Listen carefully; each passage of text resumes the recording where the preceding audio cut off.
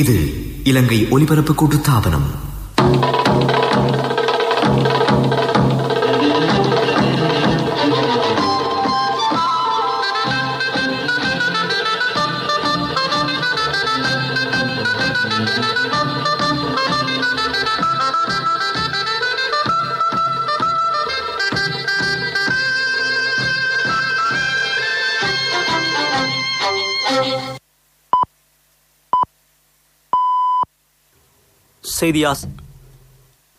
நேரம் 9 மணி. இலங்கை ஒலிபரப்பு கூட்டுத்தாபனம் செய்திகள். செய்தி ஆசிரியர் ஜுனேதெம் ஹாரிஸ், வாசிப்பவர் பெரியசாமி சீதாராமன். முதலில் தலைப்புச் செய்திகள். மனித உரிமைகள் தொடர்பில் சர்வதேச அரங்கில் எழும் சவால்களை எதிர்கொள்ள அரசாங்கம் தயார் நிலையில். இலங்கை அணிசேரா வெளிநாட்டுக் கொள்கையின் அடிப்படையில் செயற்படுவதாக அமைச்சர் தினேஷ் குணவர்தன கூறுகிறார். உள்நாட்டு கைத்தொழில்துறையை முன்னேற்றுவதற்கு விசேட வேலை திட்டம். மக்கள் மைய அமைப்புகளை பலப்படுத்த நடவடிக்கை. மேலும் 843 கோவிட் தொற்றாளர்கள் குணமடைந்துள்ளனர். நைஜீரிய இராணுவ விமானம் ஒன்று விபத்துக்குள்ளானதில் 7 பேர் பலி. ஆஸ்திரேலிய பகிரங்க டென்னிஸ் போட்டித் தொடரில் 9வது தடவையாகவும் செர்பிய வீரர் நொவக் ஜோகோவிச் வெற்றி பெற்றுள்ளார். ஐக்கிய நாடுகளின் மனித உரிமைகள் பேரவையின் 46வது கூட்டத்தொடர் நாளை ஆரம்பமாகும். இலங்கையின் தற்போதைய மனித உரிமைகள் சம்பந்தமான விடயங்கள் இந்த அமர்வில் கலந்துரையாடப்பட உள்ளன. மனித உரிமைகள் ஆணையாளர் மிச்சல் பச்சல்டினால் தயாரிக்கப்பட்டுள்ள விசேட அறிக்கை ஒன்று 2ஆம் நாளன்று முன்வைக்கப்பட உள்ளது. இந்த அறிக்கை ஏற்கனவே இலங்கை அரசாங்கத்திடம் ஒப்படைக்கப்பட்டுள்ளது. மனித உரிமைகள் பேரவையின் கூட்டத்தொடரில் வரும் எந்த ஒரு சவாலையும் எதிர்கொள்ள அரசாங்கம் தயார் நிலையில் உள்ளது. இலங்கை நடுநிலையான அணிசேரா வெளிநாட்டுக் கொள்கையின் அடிப்படையில் செயற்படும் நாடாகும் என வெளிவிவகார அமைச்சர் தினேஷ் குணவர்தன சுட்டிக்காட்டியுள்ளார். இலங்கை என்பது ஜனநாயக பாதையில் பயணிக்கும் ஒரு நாடாகும். எந்த பிரச்சனை வந்தாலும் அதற்கு தீர்வை பெற்றுக்கொள்ளும் வல்லமை அரசாங்கத்திடம் இருப்பதாக அமைச்சர் தினேஷ் குணவர்தன தெரிவித்துள்ளார். ஜனாதிபதி கோட்டாபய ராஜபக்சவின் சுபிட்சத்தின் தொலைநோக்கு வேலைத்திட்டத்தின் கீழ் உள்நாட்டு கைத்தொழிலை முன்னேற்றுவதற்கான விசேட வேலைத்திட்டம் வகுக்கப்பட்டிருப்பதாக அமைச்சர் கேலிய ரம்புகொல்ல தெரிவித்துள்ளார். சுதந்திரத்தின் பின்னர் நாட்டின் கைத்தொழில்துறை சிறப்பாக இருந்த போதிலும் பின்னர் மேற்கொள்ளப்பட்ட பல்வேறு பிழையான தீர்மானங்கள் காரணமாக அந்த துறை பாதிப்பிற்குள்ளானதாக அமைச்சர் சுட்டிக்காட்டினார். கண்டி குண்டசாலை பிரதேசத்தில் இடம்பெற்ற நிகழ்வொன்றில் கலந்து கொண்டு அமைச்சர் கேலிய ரம்புகொல்ல இந்த கருத்துக்களை வெளியிட்டார். நுண்நிதி மோசடிகளிலிருந்து அப்பாவி மக்களை விடுவிப்பதற்காக மக்கள் மைய அமைப்புகளை கிராமங்களில் பலப்படுத்துவதாக இராஜாங்க அமைச்சர் செஹான் சேமசிங்க தெரிவித்துள்ளார். மக்களை மையமாக கொண்ட அமைப்புகளை வலுவூட்டும் தேசிய வேலைத்திட்டம் அனுராதபுரம் மாவட்டத்தில் அண்மையில் ஆரம்பிக்கப்பட்டது. இந்த நிகழ்வில் கலந்து கொண்டு இராஜாங்க அமைச்சர் இதனை குறிப்பிட்டார். எதிர்காலத்தில் சமுர்த்தி திட்டத்திற்குள் ஒரு பலமான பொறிமுறை உருவாக்கப்படும். கிராமத்தை முன்னேற்றுவதற்கு அந்த கிராம மக்கள் சமுர்த்தி அதிகாரிக்கு ஆதரவளிக்க வேண்டும். சமூக மைய சங்கத்தில் பங்கேற்காத குழுக்கள் தொடர்பில் தீர்மானம் மேற்கொள்ளப்படும் என்றும் அவர் குறிப்பிட்டார். அவ்வாறு பங்கேற்காதவர்கள் சமுர்த்தி தேவையற்றவர்கள் என கருதி நடவடிக்கை எடுக்கப்படும். முதற்கட்டமாக மக்கள் மைய அமைப்புகளுக்கு 3 லட்சம் ரூபாய் வழங்கப்படும். சமுர்த்தி திட்டத்தின் ஊடாக அதிகபட்ச தொகையாக 10,000 ரூபாய் வரை கடன் பெற்றுக் கொள்ளலாம். முறையான விதத்தில் 3 லட்சம் ரூபாய் தொகையை நிர்வகிக்க முடிந்தால் அதனையும் விட கூடுதலான தொகையை பெற்றுக்கொள்ள முடியும் என்றும் இராஜாங்க அமைச்சர் செஹான் சேமசிங்க குறிப்பிட்டார். நீங்கள் கேட்டுக்கொண்டிருப்பது இலங்கை ஒலிபரப்பு கூட்டுத்தாபனத்தின் செய்திகள். HDFC ஸ்மார்ட் கோல்ஸ் குறுகிய காலத்தில் பெரிய பெரிய டார்கெட்டுகள்.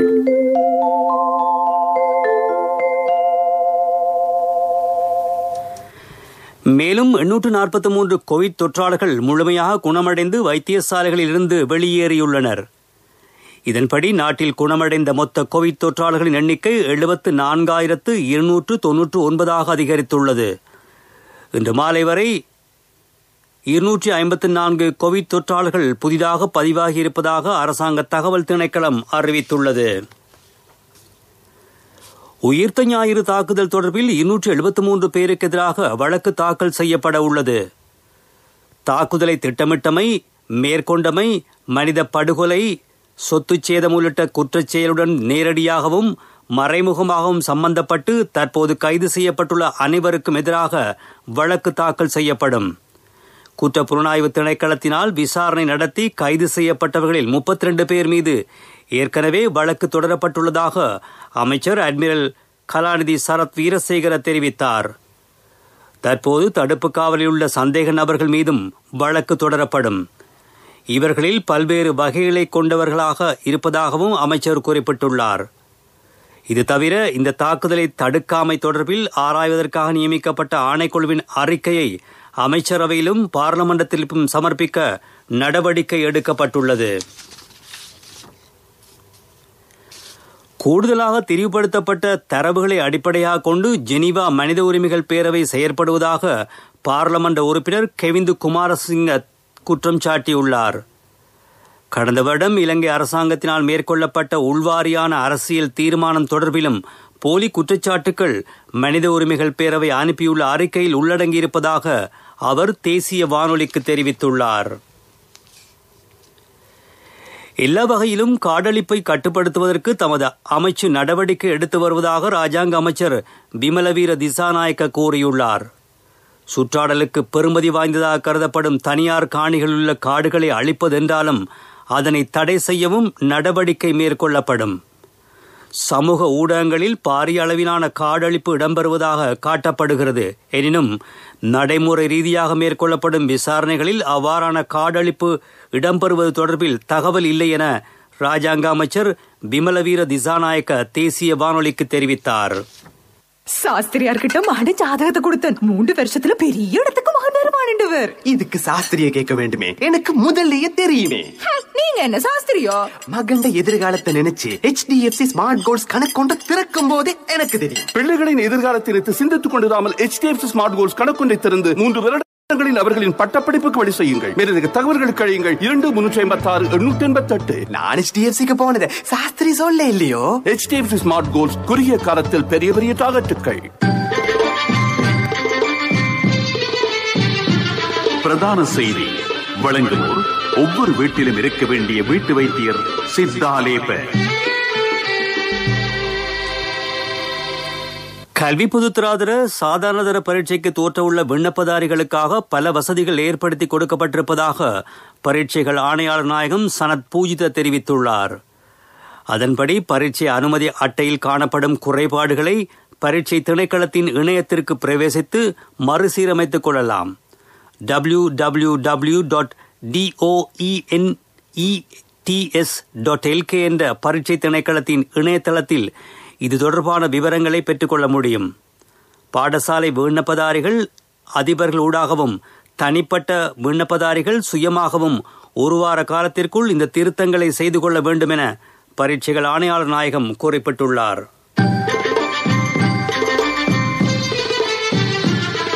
பிரதான செய்தி வழங்கியோர் ஒவ்வொரு வீட்டிலும் இருக்க வேண்டிய வீட்டு வைத்தியர் சித்தாலேப. உங்கள் கவனத்திற்கு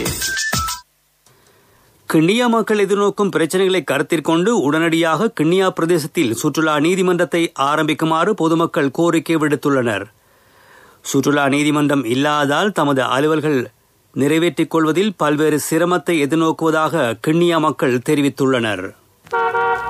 பீப்பிள்ஸ் லீசிங் புரட்சியுடன் இணையுங்கள். மகத்தான வட்டி குறைப்புடன் இணையற்ற லீசிங் தவணைகள். விவரங்களுக்கு அருகில் உள்ள பீப்பிள்ஸ் லீசிங் கிளைக்கு வாருங்கள் அல்லது அலைங்கள் 0112-206-300. பீப்பிள்ஸ் லீசிங், நம்பிக்கையின் முதல்வன். உலக செய்திகள் அனுசரணை வழங்குவோர் பீப்பிள்ஸ் லீசிங், நம்பிக்கையின் முதல்வன். அமெரிக்காவினால் விதிக்கப்பட்ட ஒருதலைப்பட்ச தடைகள் காரணமாக ஈரானின் பொருளாதாரத்திற்கு $1 டிரில்லியன் பெறுமதியான இழப்பு ஏற்பட்டிருப்பதாக அந்த நாட்டு வெளிவிவகார அமைச்சர் ஜாவித் ஷரீப் தெரிவித்துள்ளார். இதற்காக நட்டஈட்டை எதிர்பார்ப்பதாக அவர் குறிப்பிட்டுள்ளார். இந்த தடைகளை நீக்குவதனூடாக உலக வல்லரசு நாடுகளுடனான ஈரானின் 2015ஆம் ஆண்டு அணுசக்தி ஒப்பந்தத்தை மீண்டும் அமலுக்கு கொண்டுவர அமெரிக்கா நடவடிக்கை எடுத்துள்ள நிலையில் இந்த கருத்து வெளியாகியுள்ளது. நைஜீரிய ராணுவ விமானம் ஒன்று அபூஜா விமான நிலையத்திற்கு அருகில் விபத்துக்குள்ளாகியுள்ளது. விமானத்தில் பயணித்த 7 பேரும் உயிரிழந்துள்ளதாக அந்த நாட்டு விமானப்படை பேச்சாளர் இபுகுன்லே தரமோலா தெரிவித்துள்ளார். மின்னா நகருக்கு செல்லும் வழியில் ஏற்பட்ட இயந்திர கோளாறே தொடர்ந்து இந்த விமானம் அபூஜா விமான நிலையத்திற்கு திரும்பிக் கொண்டிருந்தது. இந்த நிலையில் இந்த விபத்து ஏற்பட்டுள்ளதாக தெரிவிக்கப்படுகிறது. உலகம் முழுவதிலும் கொரோனா தொற்றினால் உயிரிழந்தவர்களின் எண்ணிக்கை 24,74,000 அண்மித்துள்ளது. இதுவரை 11,17,00,000 அதற்கும் மற்றும் கோவிட் தொற்றாளர்களாக பதிவாகியிருக்கிறார்கள். இவர்களில் 8,69,00,000 மேற்பட்டோர் குணமடைந்துள்ளனர். இன்றைய தினம் 2,395 பேர் கொரோனா தொற்று காரணமாக உயிரிழந்திருக்கிறார்கள். மெக்சிகோவில் 832 உயிரிழப்புகளும் ரஷ்யாவில் 417 உயிரிழப்புகளும் பதிவாகியுள்ளன. பீப்பிள்ஸ் லீசிங் புரட்சியுடன் இணையுங்கள். மகத்தான வட்டி குறைப்படன் இணையற்ற லீசிங் தவணைகள். விவரங்களுக்கு அருகில் உள்ள பீப்பிள்ஸ் லீசிங் கிளைக்கு வாருங்கள் அல்லது அலைங்கள் 01122600. பீப்பிள்ஸ் லீசிங், நம்பிக்கையின் முதல்வன். அபிவிருத்தி செய்திகள்.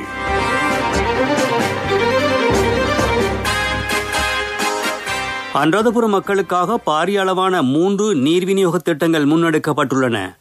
மாவட்ட மக்களை சிறுநீரக நோயிலிருந்து பாதுகாப்பது இதன் நோக்கமாகும்.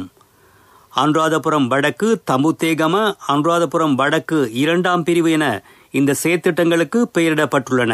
அபிவிருத்தி செய்தி கேட்டீர்கள். விளையாட்டுச் செய்திகள்.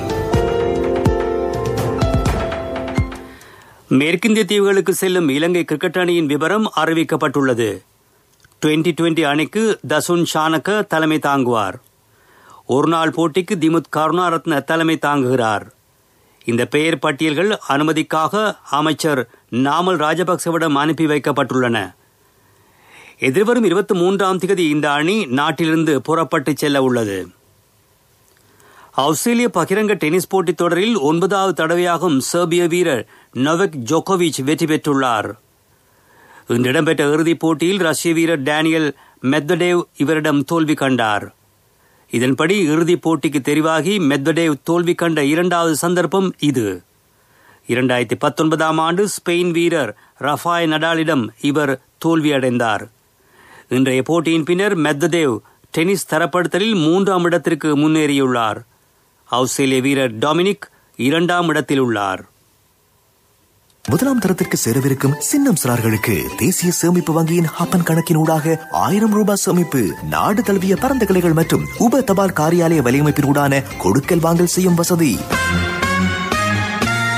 வர்த்தக செய்தி அனுசரணை. தேசிய சேமிப்பு வங்கி, உங்கள் பணத்திற்கு பாதுகாப்பான இடம். சித்திரை புத்தாண்டிற்கு முன்னர் 1 கிலோ அரிசியை 97 ரூபாவுக்கு கொள்வனவு செய்யும் வாய்ப்பு நுகர்வோருக்கு கிடைக்கும் என்று விவசாய அமைச்சு அறிவித்துள்ளது. நெல் கொள்வனவு செய்வதற்காக அரசாங்கம் 1665 கோடி ரூபாவினை ஒதுக்கியுள்ளது. இதன் கீழ் 3 லட்சம் மெட்ரிக் டன் நெல் கொள்வனவு செய்ய எதிர்பார்க்கப்பட்டிருக்கிறது. வர்த்தக செய்தி அனுசரணை. தேசிய சேமிப்பு வங்கி, உங்கள் பணத்திற்கு பாதுகாப்பான இடம். 2021ஆம் ஆண்டில் முதலாம் தரத்திற்கு சேரவிருக்கும் சின்னம் சிறார்களுக்கு தேசிய சேமிப்பு வங்கியின் ஹாப்பன் கணக்கின் ஊடாக 1000 ரூபாய் சேமிப்பு, அதிக வட்டி வீதம், சேமிப்பு கணக்கிற்கு 100% அரசு பாதுகாப்பு, புலமை பரிசில் பரீட்சைக்கான முன்னோடி வினாப்பத்திர கொத்து உட்பட நாடு தழுவிய பரந்த கிளைகள் மற்றும் உப தபால் காரியாலய வலையமைப்பின் ஊடான கொடுக்கல் வாங்கல் செய்யும் வசதி. நீங்களும் இன்றே உங்கள் செல்ல பிள்ளையின் எதிர்காலத்திற்காக ஹாப்பன் கணக்கொன்றினை ஆரம்பியுங்கள். நிபந்தனைகளுக்கு உட்பட்டது. உங்கள் பணத்திற்கு பாதுகாப்பான இடம் தேசிய சேமிப்பு வங்கி. பொருளாதார செய்திகள் அனுசரணை. அண்ணா, 31க்கு நீங்க மகளுக்கு தங்கம் வாங்குவீங்கன்னு நான் எதிர்பார்க்க இல்ல. எந்த தங்கத்துக்கு தங்கம் கொடுக்க முடிஞ்சது எந்த LOLC கிரெடிட் கார்டு இருந்ததால. LOLC ஃபைனான்ஸ் கடனட்டை உங்களை மேலும் உயர்த்திட. தெங்குச்செய்கை அபிவிருத்தி செய்யப்பட உள்ளது. இதற்கமைய தெங்குச்செய்கை மற்றும் அதனுடன் தொடர்புடைய தொழில்துறை அதிகார சபை ஒன்றை ஸ்தாபிப்பதற்கு நடவடிக்கை எடுக்கப்பட்டுள்ளது. தெங்கு அபிவிருத்தி சபை, தெங்கு ஆராய்ச்சி நிர்வாகம், தெங்குச்செய்கை சபை மற்றும் கப்ருக்க நிதிய முகாமைத்துவ சபை என்பனவற்றின் பங்களிப்புடன் புதிய அதிகார சபை ஸ்தாபிக்கப்பட உள்ளது. அண்ணா 31க்கு நீங்க மகளுக்கு தங்கம் வாங்குவீங்கன்னு நான் எதிர்பார்க்க இல்ல. எந்த தங்கத்துக்கு தங்கம் கொடுக்க முடிஞ்சது எந்த LOLC கிரெடிட் கார்டு இருந்ததால. LOLC ஃபைனான்ஸ் கடன் அட்டை உங்களை மேலும் உயர்த்திட. காலநிலை அறிக்கை. நாட்டில் மேற்கு சப்ரகமுவ மற்றும் வடமேல் மாகாணங்களிலும் காலி மற்றும் மாத்தறை மாவட்டங்களில் சில இடங்களிலும் மாலையில் அல்லது இரவில் மழையோ அல்லது இடியுடன் கூடிய மழையோ பெய்யக்கூடிய சாத்தியம் காணப்படுகிறது. சில இடங்களில் 75 மில்லிமீட்டருக்கும் அதிகமான ஓரளவு பலத்த மழை வீழ்ச்சி எதிர்பார்க்கப்படுவதாக வளிமண்டலவியல் திணைக்களம் வெளியிட்டுள்ள வானிலை அறிக்கையில் குறிப்பிடப்பட்டுள்ளது. கிழக்கு, வடக்கு, வடமத்திய மற்றும் உவா மாகாணங்களிலும் மாத்தளை மற்றும் நுவரெலிய மாவட்டங்களிலும் ஓரளவு மழை பெய்யும் என எதிர்பார்க்கப்படுவதாகவும் வளிமண்டலவியல் திணைக்களம் தெரிவித்துள்ளது. காலநிலை அறிக்கை கேட்டீர்கள். மீண்டும் தலைப்புச் செய்திகள்.